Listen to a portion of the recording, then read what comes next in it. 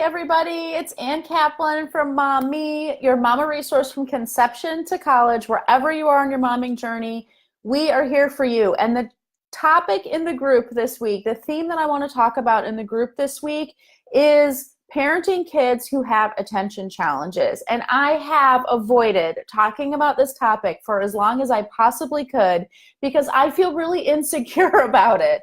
It's uncomfortable for me to talk about this stuff because I don't have a kid who's been diagnosed with an attention challenge, and I don't have this personal momming experience of it. But what has happened as I've gotten more clients and done this work so much longer with parents, I'm getting more and more clients who do struggle with these challenges as parents, and I'm getting more and more questions from clients about this kind of stuff, and I realize it's time for me to step outside of my comfort zone and talk about this stuff and make myself vulnerable and be totally honest when I say this is outside of my wheelhouse, except for the fact that I'm getting more and more and more experience working with families who struggle with this stuff. And so I'm not going to shy away from it anymore. And so full disclosure, my kids don't have ADHD or ADD. They're not on the spectrum. They don't have sensory issues officially. But what I can share with you guys this week, I am going to share with you guys this week. And today is Tuesday. Tuesday, it's my Mythbusters Day. This is the day where I talk about some of the misconceptions that we have about this topic of attention challenges when it comes to kids. And when I talk about misconceptions with this topic, I'm talking about my own misconceptions too, because until I started my work as a parent coach, I didn't really know much about it except for knowing that some of my friends had kids with attention challenges, or that there were kids in my kids' classes who had these challenges, but I didn't have any personal experience with it. And so I jumped to a bunch of conclusions, just like the silly human brain likes to do, and they were all wrong. So let's talk about this stuff this week. And the first myth that I want to bust for you this week is the same myth I bust for you every week, which is this myth that if your kid struggles with this stuff, it means you're a bad mom. And of course we know that's not true intellectually, but I wish I would be a rich, rich, rich woman right now if I had $1 for every client I've had or mother I've talked to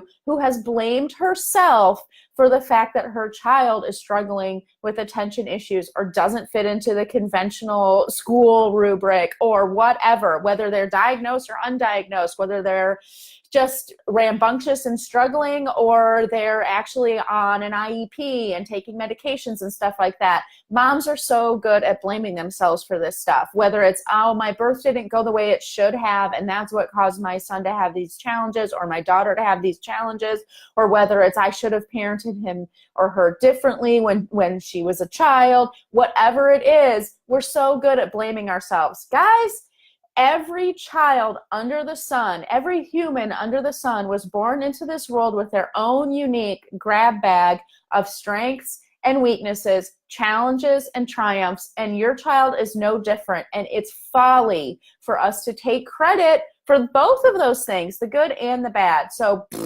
forget about that myth. It is crazy talk. And above all, the thing I want you to hear when you hear this is it doesn't help you or your family to think about why does my child suffer with this and whose fault is it? Because even if it were possible to prove that whose fault it was, even if it really were your fault, which it isn't, doing that past gaze thing is not helping you move forward. So I want to give you guys permission to forgive yourself for something that doesn't even need forgiving and move on, and let's really dig in and figure out what we can do to make the best of this situation that your child is in, which so many children are in, and make it so that this is an amazing opportunity for them to become the best version of themselves, not this horrible thing that we need to be sad about, because it really, really isn't, I promise. Okay, so that's myth number one. Myth number two that I see all the time with my clients, especially when I'm coaching moms and they've hired me to help them with their business or something like that. Oftentimes it's because, oh, I know that you work with moms and I know you help them with their kids' behavior, but my kid has these special circumstances and you can't help my kid because my kid doesn't benefit or respond to the traditional ways that typical parenting experts teach us to raise our kids. This myth that kids who have attention challenges or struggle with things like this can't benefit or respond to boundaries or rules or things like that is actually really, really doing these kids a disservice, because all children benefit from consistency, predictability, and boundaries. It's really, really important for them. And actually, kids who are struggling with sensory issues and attention issues and things like that need those things even more. The thing that you might need to modify is not whether or not to have rules and structure and boundaries and consistency. It's how to enforce those things in a way that accommodates and understands your child's unique circumstances. And guess what, guys? That's the same for every kid. Your kid's not special in that way. We all as parents need to understand our children and give them the things they need in the ways that is actually going to make sense to them and benefit them. So guess what? Join the club of all moms everywhere. Okay, so I really want to bust that myth that these kids can't handle rules and boundaries and structure. That is actually completely untrue. And which brings me to my third myth that I want to bust for you, which is that the best thing we can do for these kids is to make special exceptions to all these rules, because they need special treatment and they need special exemptions and exceptions to what the rules are and what the consequences are. You guys, these kids, for whatever reason, the way that our society is structured is one huge reason that's not even about these kids. But guess what, you guys? They are put in this circumstance in this world that we have birthed them into, where they have extra challenges and extra difficulties. And the best thing we can do for them is not to feel sorry for them or give them this get out of jail free card or whatever. It's to teach them how the world really, really is around them, and love them and believe in them and give them so much confidence in them, because we have so much confidence in them, to recognize that they do have what it takes to be held accountable and be responsible and do the things that they need to do to survive in this world. Because oftentimes when we come at these challenges as parents with this feeling of like, my kid can't handle the real world, my kid can't handle the way that the rest of the kids in this world are treated, what we're really doing is passing that message on to our children. If we don't believe our kids can handle it, how are they ever going to believe that they're going to handle it? So I really want to bust this myth for you. And as we go through this week, you're going to see that even though it might sound like I'm being super harsh and maybe unfeeling, like, oh, kids with attention issues, they should be held to the same standards as everybody else. No special treatment, no special dispensation.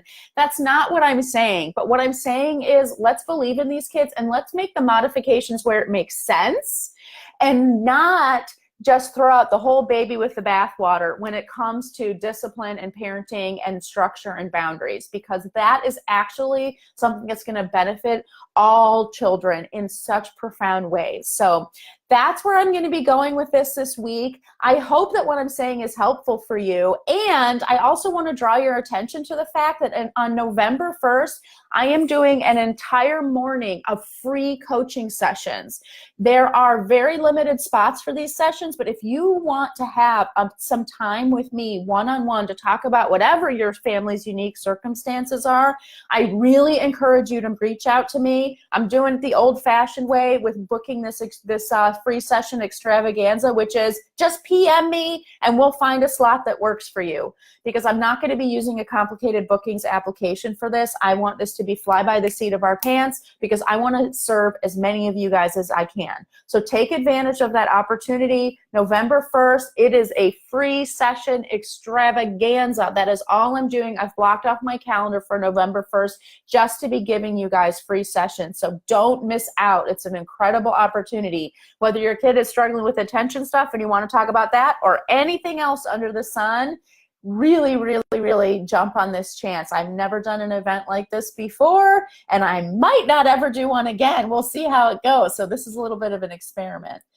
I love you guys so much. You know that. I cannot wait to dig in with this topic and face my fear of talking about some tricky and sensitive issues with you guys this week. And I cannot wait to hear how it goes for you. I'd love to get your feedback on everything and anything that I'm talking about in this video. Have an amazing week, you guys. I'll be talking to you soon.